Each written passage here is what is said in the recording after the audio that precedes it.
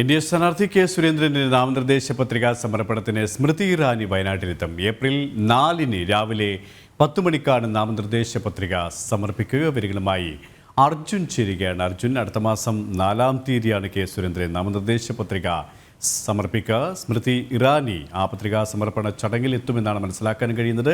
മറ്റ് വിശദാംശങ്ങൾ കൂടി.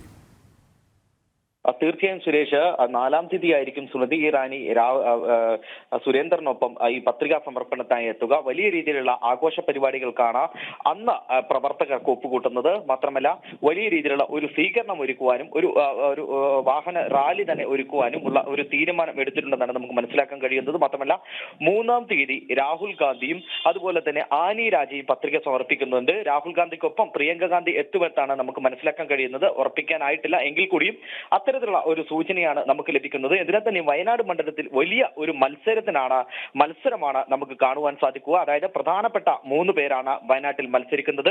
അതായത് രാഹുൽ ഗാന്ധി, ആനി രാജ, ആ ഒരു 2 പേരെ നേരത്തെ തന്നെ പ്രഖ്യാപിച്ചിരുന്നു. അതിനുശേഷമാണ് BJP ഇത്തരത്തിൽ, അല്ലെങ്കിൽ NDA ഇത്തരത്തിൽ വലിയ രീതിയിലുള്ള ഒരു സ്ഥാനാർത്ഥിയെ തന്നെ ഇവിടെ നിർത്തുന്നു. അതായത് സംസ്ഥാന അധ്യക്ഷനെ തന്നെ, BJP സംസ്ഥാന അധ്യക്ഷനെ തന്നെ വയനാട്ടിൽ നിർത്തുന്നു.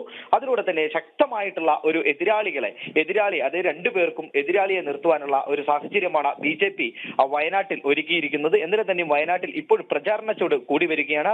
പക്ഷേ രാഹുൽ ഗാന്ധി ഇതുവരെയും സ്ഥാനാർത്ഥി പ്രഖ്യാപനത്തിന് ശേഷം ഇതുവരെയും വയനാട്ടിൽ എത്തിയിട്ടില്ല. അത് ജനങ്ങൾക്കുള്ളിൽ ചെറിയ ഒരു രോക്ഷം സൃഷ്ടിച്ചിട്ടുണ്ട്. നമ്മൾ സംസാരിക്കുമ്പോഴൊക്കെ മനസ്സിലാക്കുവാൻ സാധിക്കുന്നത് നിലവിലെ എം പി ഇതുവരെയും എത്താതിരിക്കുന്നത് വലിയ രീതിയിലുള്ള ഒരു പ്രതിസന്ധി കോൺഗ്രസിൽ സൃഷ്ടിച്ചിട്ടുണ്ട്. അത് കോൺഗ്രസിനുള്ളിൽ തന്നെ വലിയ രീതിയിലുള്ള ഒരു പ്രതിഷേധത്തിന് മാറിയിട്ടുമുണ്ട്. മാത്രമല്ല, ആനി രാജ വയനാട് മണ്ഡലത്തിൽ മത്സരിക്കുന്നു. എന്നാൽ ഈ കൽപ്പറ്റ ഈ ഭാഗങ്ങളിലേക്ക് കൂടുതലായി ശ്രദ്ധ കേന്ദ്രീകരിക്കാതെ കൂടുതലും താഴെയുള്ള മണ്ഡലങ്ങളിൽ, അതായത് മലപ്പുറത്തോട് ചേർന്ന് കിടക്കുന്ന വണ്ടൂർ, നിലമ്പൂർ തുടങ്ങിയ സ്ഥലങ്ങളിൽ ആണ് കൂടുതലായി ശ്രദ്ധ കേന്ദ്രീകരിക്കുന്നത്. അത്തരത്തിൽ അവിടെയുള്ള വോട്ടുകൾ കൂടുതൽ വാരിയെടുക്കുവാനാണ് ശ്രമിച്ചുകൊണ്ടിരിക്കുന്നത്. മാത്രമല്ല, കഴിഞ്ഞ ദിവസം തന്നെ നമ്മൾ റിപ്പോർട്ട് ചെയ്തതുപോലെ കെ സുരേന്ദ്രൻ വയനാട്ടിലെ തന്നെ കുറിച്ച സമുദായക്കാരെയും അതുപോലെ തന്നെ ഗോത്രവർഗ വിഭാഗക്കാരെയുമാണ് കൂടുതൽ കാണുവാനായി ശ്രമിക്കുന്നത്. ഇന്ന് അദ്ദേഹം കൂടുതൽ ക്രിസ്ത്യൻ ഭൂരിപക്ഷമുള്ള സ്ഥലങ്ങളിലേക്കാണ് എത്തിയിരുന്നത്. അവരുടെ കൂടെ ഈസ്റ്റർ ആഘോഷിക്കുന്ന ഒരു സാഹചര്യവും ഉണ്ടായിരുന്നു. അത്തരത്തിൽ വിവിധ സ്ഥലങ്ങളിൽ ഈ 2 സ്ഥാനാർത്ഥികളും